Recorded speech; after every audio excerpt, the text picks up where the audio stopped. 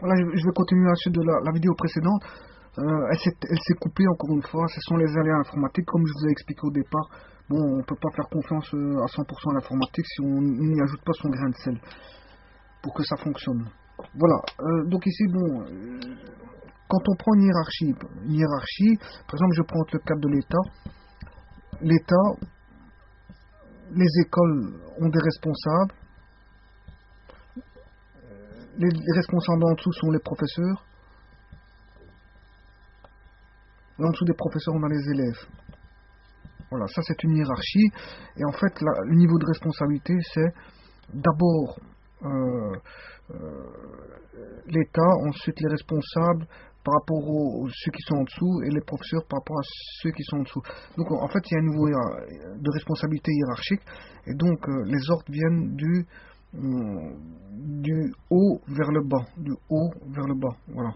Donc ça c'est un niveau de comment on appelle ça de hiérarchie comme on peut en retrouver, je veux dire, pas mal d'ensemble dans la vie courante. Par exemple, une famille, c'est comme ça. Une famille, c'est hiérarchisé au niveau des responsabilités.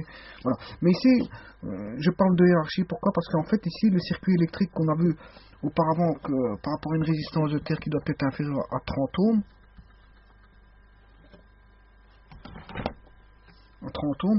voilà, on a le circuit, enfin, comment ça s'appelle, l'arrivée de puissance via le câble et via un circuit de comptage, parce qu'en fait c'est le fournisseur de services qui fournit donc l'électricité, donc il faudra payer, je veux dire, l'électricité que l'État va prendre sa quote-part, comme j'avais expliqué.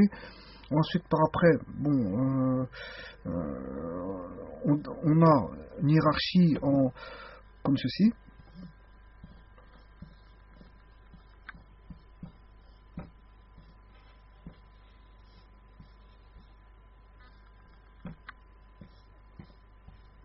Voilà. Et alors ici,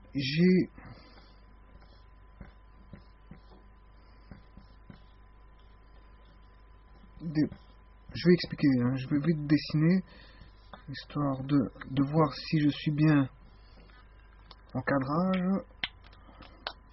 Pas tout à fait, mais enfin bref. Voilà. Donc ça, ce sont mes utilisations. Hein. Donc ici, j'ai mis par exemple des ampoules. Là, une prise de courant. Oui, j'ai pas dessiné comment on appelle ça? Via des contacts normalisés, mais via des boîtiers. Hein. C'est juste pour donner quelques explications, c'est tout. Donc ici, on a le dispositif de protection différentielle 300 mA.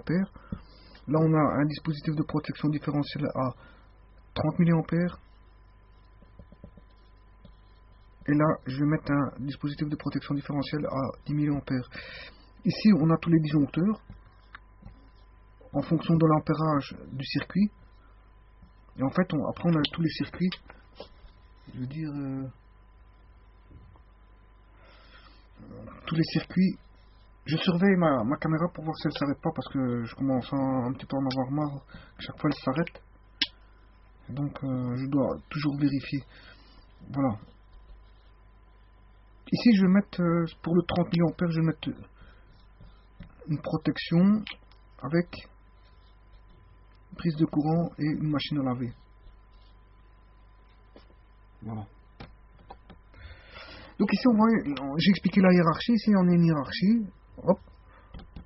Cette hiérarchie ici. Ensuite, on a la seconde partie ici. La troisième partie ici. La quatrième partie ici. Et là, voilà. Donc la première partie.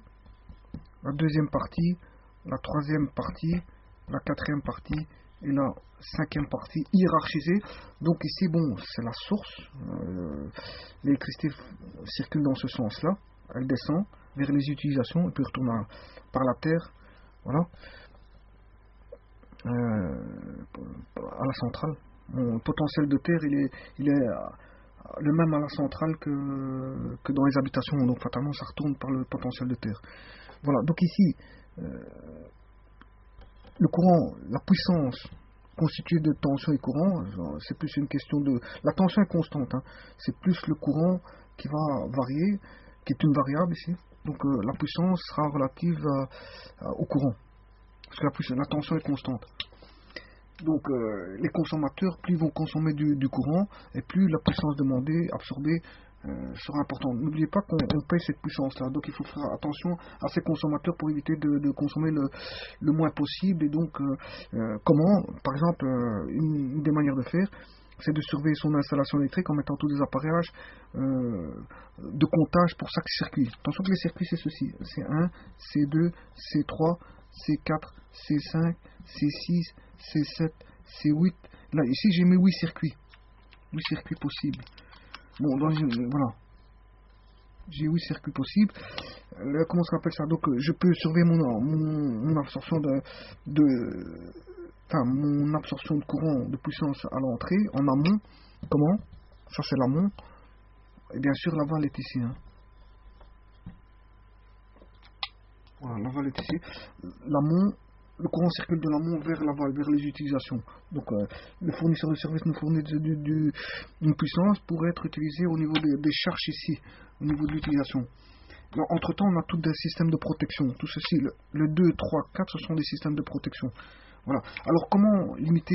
J'ai dit en mettant des appareils permettant de visualiser ma consommation et donc indiquer, surveiller, contrôler, donc agir en conséquence par rapport à ma consommation. Une autre manière de faire, c'est d'utiliser des appareils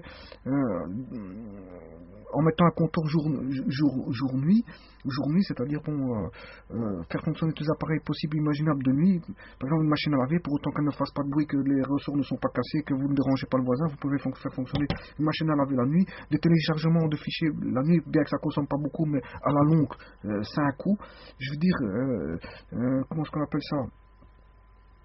Un chauffage par accumulation, vous faites fonctionner la nuit et donc vous restaurez la capacité, je veux dire, calorifique la journée. Donc en fait le compteur jour-nuit, bon, a ses applications. Maintenant il y a d'autres compteurs, des compteurs à budget. Bon, on s'est arrêté dès le moment où on a dépassé une consommation. Ça c'est pour les personnes qui ont des difficultés de payer. Voilà. Donc ici on a l'amont, l'aval, et j'ai dit que le 2, 3, 4, pardon, sont des dispositifs de protection. Alors, ils protègent quoi? Mais le 2 et 3, ils protègent, c'est des dispositifs de différentiel, ils protègent les personnes. Alors que le 4 ici, le 4, il protège le matériel. Voilà, donc les deux là, pourquoi ils sont hiérarchisés? Parce qu'il y a une sélectivité, c'est-à-dire que le 10 mA, une protection différentielle 10 mA va réagir plus vite que le 300. Le 30 va réagir plus vite que le 300. Dans cette catégorie-ci, dans ce circuit-là, s'il y a un problème là ou là de masse, ben c'est le 10 qui va réagir avant le 300. S'il y a un problème ici dans le circuit ici, de C4, C5, C6, fatalement c'est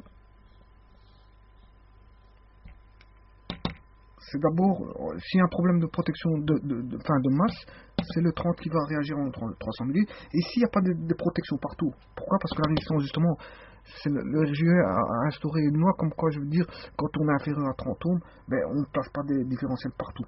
Voilà, dans la compartiment 3. Et donc ici, s'il y a un problème de masse, hein, je veux dire, qu'est-ce qui va déclencher? C'est le 300 mA. Alors, ici, donc ici, c'est ce qu'on appelle une sélectivité des différentiels. Donc ici, ces deux parties-ci, c'est pour la protection des personnes. Pourquoi protéger les personnes? Mais c'est quand il y a de l'eau. Plus il y a de l'eau, plus il faudra avoir un différentiel sensible. Par exemple, ici, je parle de la salle de bain. Dans la salle de bain, on peut avoir un homme nu dans la salle de bain, immergé d'eau.